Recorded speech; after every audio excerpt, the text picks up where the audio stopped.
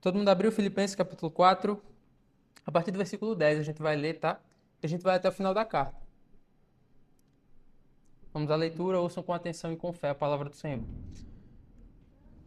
Misericórdia. Ó, é. É a palavra do Senhor chegando pesada. Como eu me alegro no Senhor por vocês terem voltado a se preocupar comigo. Sei que sempre se preocuparam comigo, mas não tinham oportunidade de me ajudar. Não digo isso por estar necessitado, pois aprendi a ficar satisfeito com o que tenho. Sei viver na necessidade e também na fartura. Aprendi o segredo de viver contente em qualquer situação, de estômago cheio ou vazio, com pouco ou muito. Tudo posso, por meio de Cristo que me fortalece. Mesmo assim, vocês fizeram bem em me ajudar na dificuldade pela qual estou passando.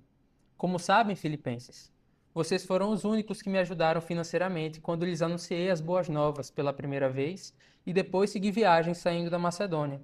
Nenhuma outra igreja o fez. Até quando eu estava em Tessalônica, vocês enviaram ajuda em mais de uma ocasião. Não digo isso porque quero receber uma oferta de vocês. Pelo contrário, desejo que sejam recompensados por sua bondade. No momento, tenho tudo de que preciso. E mais. Minhas necessidades foram plenamente supridas pelas contribuições que vocês enviaram por Epafrodito. Elas são um sacrifício de aroma suave, uma oferta aceitável e agradável a Deus. E esse mesmo Deus, que cuida de mim e lhe suprirá todas as necessidades por meio das riquezas gloriosas que nos foram dadas em Cristo Jesus. Agora, toda a glória seja dada a Deus, nosso Pai, para todo sempre. Amém. Tem mais ainda, né? Transmitam minhas saudações a cada um do povo santo em Cristo Jesus. Os irmãos que estão comigo também mandam lembranças. Todo o povo santo daqui lhes envia saudações, especialmente os que pertencem à casa de César. Que a graça do Senhor Jesus Cristo seja com o espírito de vocês. Agora sim, Paulo encerra a carta. Ok. Eu não ia fazer isso não, achava que estava bom aqui, mas aqui fica melhor, né? Ok, gente, que a palavra do Senhor se aplique aos nossos corações. A gente está chegando agora nos últimos momentos, as últimas palavras de Paulo à igreja de Filipos. E assim, a gente já viu na última exposição o que ele falou sobre cidadania celestial, né? Ele já vem falando sobre isso desde o final do capítulo 3. E aí na última exposição, que foi do versículo 2 até o 9 de Filipenses 4, a gente viu o que caracteriza um cidadão celestial. O que é que, ao ser cidadão celestial, como é que a gente age? O que é que a gente faz? Um pouquinho mais para frente aqui, que essa luz está no meu olho.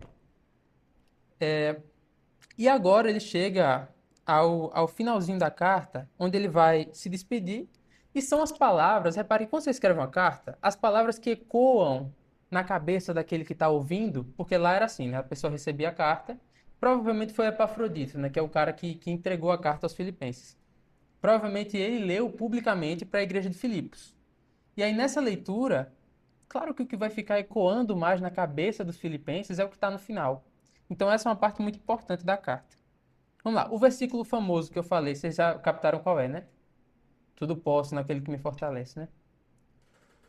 Quem me conhece aqui sabe que minha adolescência foi jogando muito futebol, né? Joguei muita bola. Aqui é jogador, né? Pronto. Eu, na sua idade, jogava mais ou menos metade do que você joga. E aí, uma das frases que eu mais ouvia quando eu jogava em clube, né, era essa. Tudo posso naquele que me fortalece. Tinha um jogador, um centroavante jogava comigo, que ele tinha tatuado na perna. Filipenses 4:3. Tudo posso naquele que me fortalece. E aí, alguns colocavam na bio do Instagram e tal, né? E assim, quando você está na concentração para um jogo, não é o melhor ambiente para você estar fazendo discurso teológico, né? Então, a gente só escuta aquilo e fala, glória a Deus, vamos para cima. E aí, esse versículo para nós acabou sendo por muito tempo uma espécie de amuleto, né? Vamos colocar aqui que aí a gente vai ganhar o jogo. Era o nosso talismã, nossa superstiçãozinha, né? Gospel. E aí, uma vez a gente chegou na semifinal da Lagoana, né? Quando você chega na semifinal, você tem que lidar com os clubes grandes de Maceió, né? O CSA e CRB, que são muito mais fortes que os outros, né? Nas categorias de base. E aí, a gente chegou no vestiário, a gente sabia que o adversário era muito superior a gente. E aí, o Zé levantou o calção, mostrou a tatuagem e falou: gente, que é isso? Como é que a gente não vai ganhar? Posso tudo naquele que me fortalece. E aí ele completou dizendo que a gente ia ganhar, né? Foi um jogo muito bom, assim, foi ida e volta, né? Foram jogos muito bons, mas a gente percebeu que a gente não podia tudo mesmo, né? E a gente perdeu, a gente foi eliminado. A gente tava com muita esperança, a gente gastou muita energia, tava confiante, pensamento positivo, mas não adiantou muito não, a gente perdeu. E às vezes, assim como eu e meu time, a gente corre esse risco também, tá? De olhar para esse versículo e pensar que ele está dizendo que a gente pode derrotar qualquer gigante, ou que a gente pode vencer qualquer desafio, ou que a gente pode ultrapassar qualquer obstáculo. E hoje a gente vai entender que, porque das duas uma, se a gente entende dessa forma, das duas uma, porque a gente vai perder, a gente vai se deparar com alguns obstáculos já ao longo da vida que a gente não vai conseguir superar. A gente não superou. Eita, tá com o CC foi o CRB que a gente perdeu. A gente não superou o CRB naquela situação. Então, aí das duas, uma.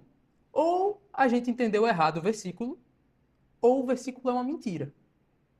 Como a palavra de Deus é verdadeira, então a gente vai ver como é que a gente entendeu errado o versículo. É o que sobra. Então a gente vai tentar entender que esse versículo não é simplesmente sobre derrubar gigantes, mas sobre algo muito mais importante, mais significativo e até mais bonito. Vamos entender que esse texto fala sobre Jesus. Vamos lá, essa carta aqui todo mundo sabe, é conhecida como Carta da Alegria. A gente está estudando essa carta há 3 meses já, tem um tempo legal aí já, né? E aí ele começa essa perícope justamente falando isso. Esse pedaço do texto que a gente leu, ele começa falando: Como eu me alegro no Senhor. Mas à primeira vista, essa alegria de Paulo ela não parece fazer muito sentido, né? É claro que a gente já se acostumou com esse Paulo que se alegra mesmo em dificuldades, né? Mas ainda assim, se a gente parar para pensar direitinho, é uma alegria que não parece fazer muito sentido, porque Paulo escreveu preso em Roma, e ele escreveu à igreja de Filipos, que quando recebeu essa carta estava passando por um momento de muita perseguição e muito sofrimento. Estava com muitas dificuldades, tanto externas, né, a perseguição, quanto internas. A gente viu no domingo passado que estava tendo briga interna entre gente, entre líderes na igreja. É a carta de um homem preso a uma igreja perseguida que vive dificuldades. E aí, vocês acham que é uma situação alegre? É uma situação. Sim, pode ser que seja, né? Dependendo de como a gente lida com essas situações. Como é que pode um homem preso. Ixi, está repreendido. Como é que pode um homem preso escrever uma carta de alegria a uma comunidade perseguida? Mas foi justamente isso que a gente acabou de ler. É justamente isso que o versículo está dizendo. O versículo famoso: Tudo posso naquele que me fortalece. Voltemos ao texto, né? Vocês estão com a Bíblia aberta aí ainda, né? Versículo 10. Como eu me alegro no Senhor por vocês terem voltado a se preocupar comigo. Sei que sempre se preocuparam comigo, mas não tinham oportunidade de me ajudar. Olha só, finalmente a igreja de Filipos pôde ajudar Paulo e ele está agradecendo por isso, né? Quando nós lemos esse versículo, a gente pode pensar, Paulo está muito feliz porque ele recebeu as ofertas. Mas não é bem isso. Claro que ele se alegrou, né? Porque agora ele estava sendo sustentado. Mas não é só isso a alegria de Paulo, né? Vamos tentar entender. A gente vai entender isso já já. Olha o que ele fala em seguida aí no versículo 11. Não digo isso por estar necessitado, pois aprendi a ficar satisfeito com o que tenho. E o 12. Sei viver na necessidade e também na fartura. Aprendi o segredo de viver contente em qualquer situação, de estômago cheio ou vazio, com pouco ou muito. Olha só, Paulo aprendeu a ficar satisfeito com o que tem. O que ele está falando aqui é que ele sabe viver, mesmo se a mesa estiver farta e ele estiver de bucho cheio, ou se não tiver nada na mesa e ele tiver azul de fome. Por quê? Mas por quê? Será que Paulo ele é tão bom assim? Ele é um homem tão evoluído que consegue lidar bem com essas situações? Aqui no versículo 12, Paulo está falando que aprendeu o segredo de viver contente em qualquer situação. Mas que segredo é esse? Porque, cara, eu também quero viver contente. Eu quero ser como Paulo. Eu quero olhar para todas as situações, sejam elas boas ou ruins, e dizer: não, eu me alegro. Tudo posso. Eu posso viver essas situações aí. Vejam, a maioria das que a gente chama de seitas, né, possuem alguns segredos. Algumas coisas que você só pode saber depois de um ritual de iniciação. Algumas coisas que acontecem em alguns eventos que você não pode saber antes de ir para esses eventos e tal. Tem essas coisas que acontecem muito, né? Mas o segredo que Paulo está falando aqui O segredo cristão é um segredo diferente, porque é um segredo que se faz evidente. Não é um segredo que você precisa cavar para buscar. Não é, e não só isso, tá? É um segredo que a própria Bíblia nos manda espalhar por aí. É um segredo que a gente não pode guardar nem se a gente quiser. Porque o segredo que Paulo aprendeu para viver contente foi Cristo. Cristo morto e ressurreto, esse é o nosso segredo. Que não é tão segredo assim, né? Pelo menos não deveria ser. A gente não deveria guardar essa informação. É como se alguém tivesse contado para nós o segredo mais importante do mundo e depois de contar esse segredo dissesse, ó, agora você pega esse segredo muito importante e sai espalhando para todo mundo. Pronto, é exatamente isso que esse segredo que Paulo aprendeu. Então Paulo fala que aprendeu o segredo, que é Cristo, e por isso vive contente em todas as situações. E aí a gente chega no versículo 13, nosso versículo. Tudo posso por meio de Cristo que me fortalece. Depois de lermos o 10, o 11 e o 12 com mais atenção, o que é que a gente consegue entender desse versículo 13? Será que ele ainda pode ser entendido como mais um amuleto? Um medalhão que a gente usa para derrotar os gigantes ou para vencer equipes mais fortes? Não, né? Não sei se vocês lembram, talvez alguns aqui já lembrem. Meu pai lembra, com certeza. Evander Holyfield e Mike Tyson. Essa luta foi sensacional, né? Eu só vi depois em vídeo, né? Mas meu pai viu ao vivo, né? Evander Holyfield. Vanderlei viu também? Olha, Joab viu? Joab chegou a ver? Não, né?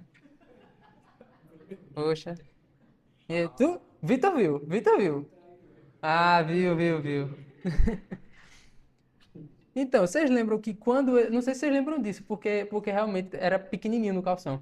Mas não sei se vocês lembram, mas o Evander Holyfield carregava exatamente esse versículo no calção. Filipenses 4,13 no calção. E aí tinha toda uma treta, né, religiosa nessa luta, porque o Mike Tyson era muçulmano e o Holyfield era crente. Aí tinha toda essa questão por trás, né? Mas assim,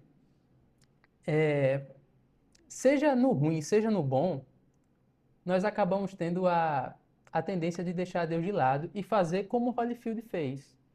Eu não sei se ele estava pensando nisso, mas a maioria das pessoas que viram, e aí eu tenho amigos que já me contaram que estavam assistindo essa luta e que estavam com um grupo de amigos ali, todos crentes e tal, e viram o versículo no calção do Holyfield e falaram: ah, já ganhou.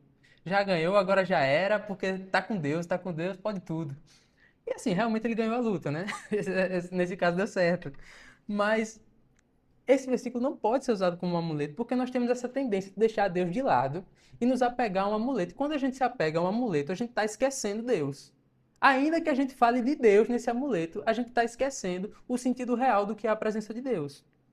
Veja, quando há doenças, crises familiares, falta de recursos, desemprego, solidão, a gente pode querer culpar Deus e se afastar de Deus por conta disso. A gente pode lembrar e agir como a mulher de Jó, que, ao ver todo o sofrimento de seu marido, disse: amaldiçoe esse Deus e morra. Veja, talvez tenha sido pior para Jó, pior do que perder a sua esposa, talvez tenha sido ouvir sua esposa falar isso. Amaldiçoe esse Deus e morra. Mas e nas situações boas, quando as coisas estão bem? Quando nós conseguimos sucesso no trabalho, boas notas na escola, na faculdade, quando está dando tudo certo, a gente pode ter o risco de colocar a nossa confiança no dinheiro, a nossa confiança na nossa inteligência, nossa confiança em nós mesmos. E aqui a gente pode, ao invés de remeter à mulher de Jó, a gente pode acabar remetendo a Nabucodonosor, que disse: acaso não é esta a grande Babilônia que construí com o meu poder? Vocês lembram que depois de falar isso ele ficou louco, né? Foi até expulso do meio dos homens, teve que comer com os bois. Foi humilhado porque se gloriou. Colocou Deus de lado. Mas esse não é o jeito cristão de viver e é isso que Paulo está nos ensinando. Criar amuletos é esquecer de Deus. É confiar em algo que não é o Senhor. E isso tem nome, é idolatria. A gente acha que idolatria é só colocar uma imagem, né? O bezerro de ouro, ou mais recente, a Nossa Senhora. Isso é também, tá? Mas não é só isso que é idolatria. Paulo nos ensina que esse não é o jeito cristão de viver. E com essa frase, tudo posso naquele que me fortalece, o que ele está dizendo é que desde a abundância até a escassez, Deus está conosco, provendo tudo que é necessário. É como se Paulo estivesse também dizendo aqui: tudo posso sofrer por meio daquele que me fortalece, por meio de Cristo que me fortalece. Não é uma promessa de que nós vamos vencer as batalhas, vencer as partidas de futebol, até porque essa promessa não teria sido cumprida comigo. E também não é uma promessa de que a gente vai vencer os Mike Tysons por aí, né? Mas é uma promessa. É uma promessa. Não é essa a promessa, mas é uma promessa. O que Deus está nos prometendo é que em qualquer dificuldade, Ele estará conosco. Paulo está preso, gente. Paulo tá numa sala esperando para ser condenado, porque ele ainda não tinha sido condenado, né? Ele estava aguardando o julgamento. Mas o que ele estava fazendo ali era esperando o seu julgamento e a sua consequente condenação. Mas Paulo ainda era capaz de enfrentar qualquer tipo de situação, porque confiava em Cristo para prover toda a força necessária para suportar as provações. A gente gosta de lembrar que Davi venceu Golias, né? Mas e quanto ao fato de que ele era franzino, pequeno, não era um guerreiro e teve que lutar contra o gigante? A gente esquece desse fato, né? Vocês conseguem imaginar o medo que Davi sentiu? Ele era um pequenininho lutando contra um gigante. É fácil lembrar que ele ganhou, e a gente gosta de lembrar dessa parte. Davi ganhou de Golias, então você vai ganhar de não sei o que lá, vai ganhar de qualquer coisa.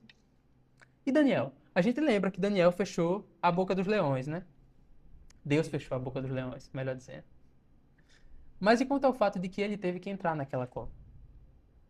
Quanto ao medo que ele sentiu também? Ele enfrentou isso por amor a Deus. E quanto a Jó? A gente falou dele agora há pouco, né? Da mulher dele. Perdeu seus filhos, suas posses, sua saúde, seus amigos. Mas ainda assim, tudo posso naquele que me fortalece. Esse versículo é para isso. É para dizer que nessas situações, tudo posso naquele que me fortalece. Quando nós falamos isso, nós estamos dizendo, sim, que estamos dispostos a sofrer, mas que temos fé, que Deus estará conosco, suprindo as nossas necessidades. E é essa fé firme em Deus que nos capacita a enfrentar as grandes tempestades com fidelidade ao nosso Deus. Porque esse é o ponto principal. Não é enfrentar se sentindo bem. Não é enfrentar com conforto. É enfrentar sendo fiel. Essa é a grande dificuldade e essa é a grande promessa que Deus nos faz. Que Ele vai nos sustentar fiéis a Ele em meio à dificuldade. Esse sermão, a primeira vez que eu preguei nesse texto, na semana que eu preguei, eu estava preparando o sermão, né, para pregar no domingo. Na semana, um grande amigo nosso, meio do meu pai, tinha perdido um bebê, né? Perdido o filho. A esposa dele estava grávida, ele perdeu o filho. E aí a gente jogava bola junto, né? E antes do jogo a gente sempre se reunia, fazia uma oração ali e tal. E aí chega o momento de pedido de oração, né? Geralmente alguém pedia pelo pai que estava internado, alguma coisa assim, pedia pelo trabalho novo. Nem todo mundo lá nesse racha era crente, né? Mas eles respeitavam bastante esse momento. E aí esse amigo contou que sua esposa havia perdido o bebê. E descobriram que o bebê não ia nascer mais no dia do chá de revelação.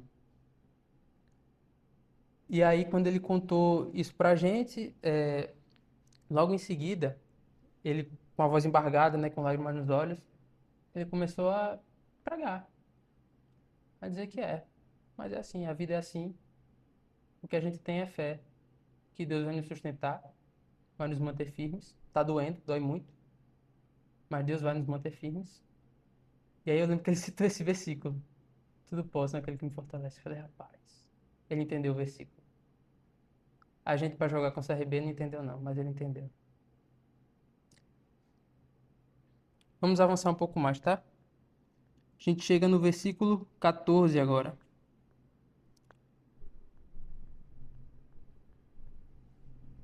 E aí nesse versículo 14, Paulo está dando uma ênfase no bem que os filipenses fizeram, né? Paulo tá relembrando do bem que eles fizeram ao doar a Paulo, a sustentar o ministério de Paulo. Obrigado, meu querido.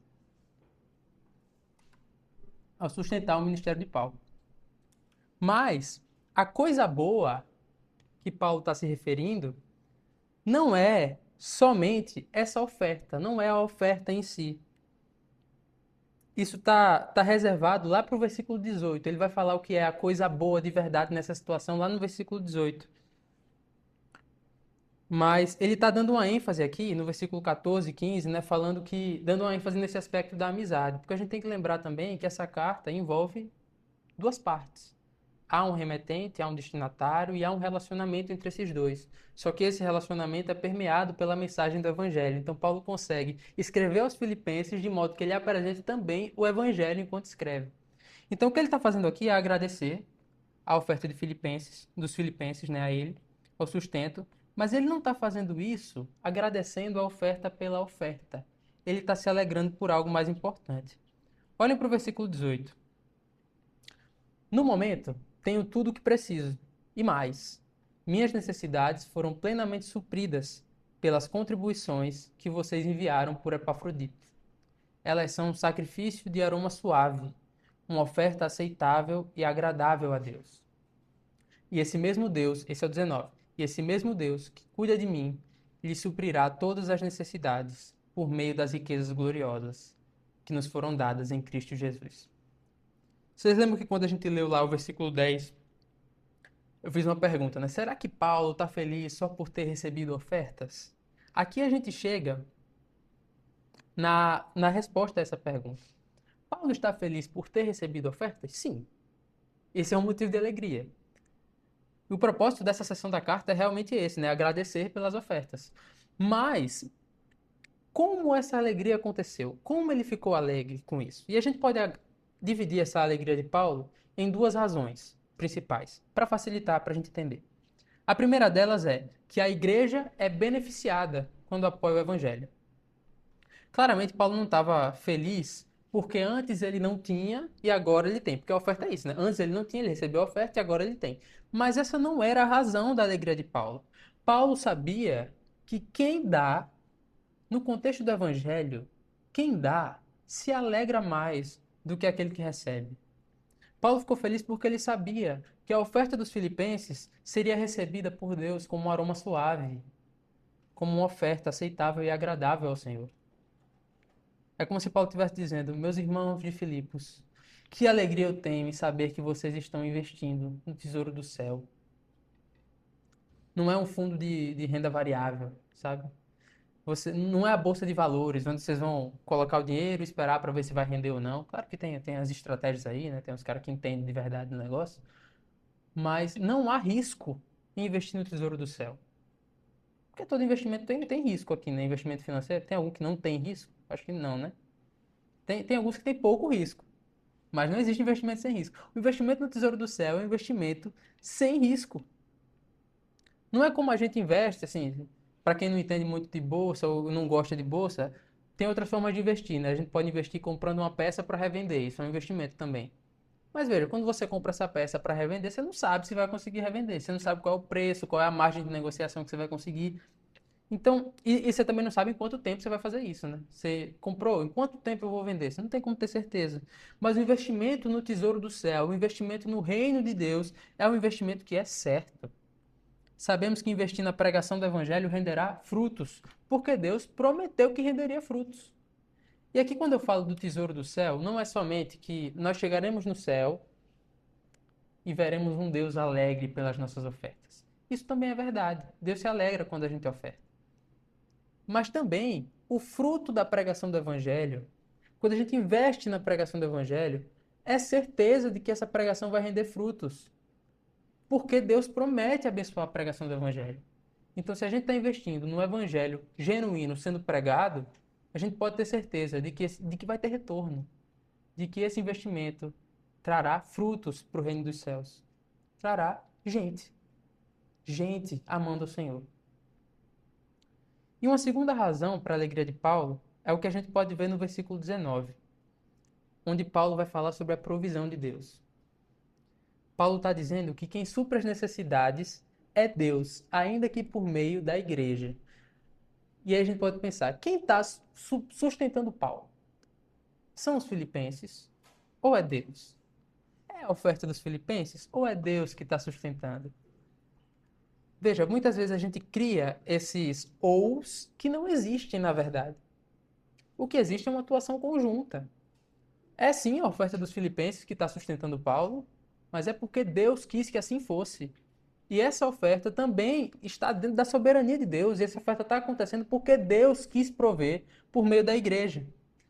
E deixa eu contar um segredo para vocês. Outro segredo. Segredo é bom. Esse segredo é sustentar a obra do evangelho e sustentar missionários por meio da igreja é o jeito que Deus mais faz para sustentar a obra do evangelho. O jeito que Deus mais trabalha em favor dos seus, e não só pela obra do evangelho, tá? Até quando os irmãos estão vivendo alguma dificuldade e tal, o jeito que Deus mais gosta de trabalhar para sustentar os seus filhos é por meio da igreja. A gente vê isso acontecer o tempo todo. Tanto que Paulo começa o texto que a gente leu dizendo: Como eu me alegro no Senhor.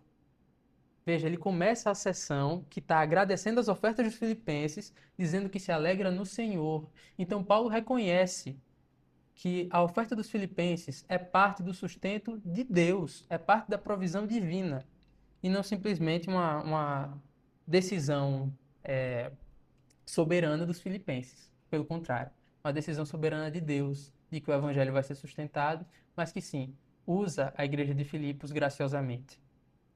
Toda provisão vem do alto, vem do nosso Deus, do nosso Pai que cuida de nós.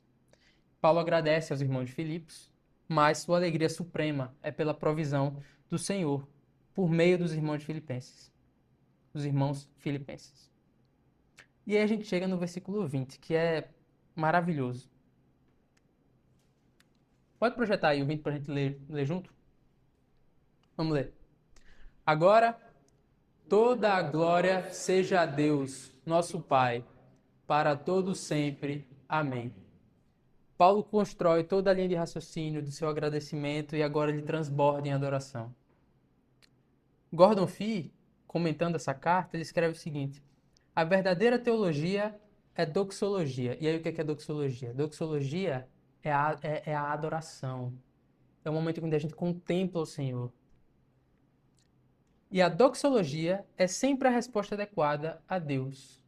Até mesmo e especialmente em resposta ao incentivo de Deus para que amigos ministrem amigos. Então, o que é que Paulo constrói aqui? Ele agradece aos filipenses. Ele já fala aos filipenses que, além de tudo, acima desse agradecimento aos filipenses, esse agradecimento é ao Senhor. E ele ainda finaliza dizendo: agora a glória é a Deus. Que nós demos agora a Deus, que é nosso Pai para todo sempre. Amém. Paulo, isso acontece muito em Paulo, quando ele desenvolve uma sessão e aí parece que ele não consegue se conter. Chega um momento que ele tá: eu preciso adorar o Senhor. Agora seja dada a glória a Deus para sempre. Amém. Ele faz isso o tempo todo. Tudo que foi falado hoje, né? O contentamento que vem do Senhor, as tempestades que o Senhor enfrenta ao nosso lado, Deus nos fortalecendo em meio às tribulações, a Igreja de Cristo, nós, ajudando e sustentando o Evangelho, Deus provendo e suprindo as nossas necessidades, deve nos levar a fazer aquilo que Paulo faz nesse texto: louvar o Senhor. Toda a glória seja a Deus, nosso Pai, para todo sempre. Que a gente se una a Paulo nesse coro de louvor ao nosso Deus, ao nos lembrarmos de quem Ele é e do que Ele fez e faz por nós. E aí a gente chega nos versículos finais da carta. Versículo 21 ao 23, onde Paulo vai concluir a carta e se despedir dos filipenses.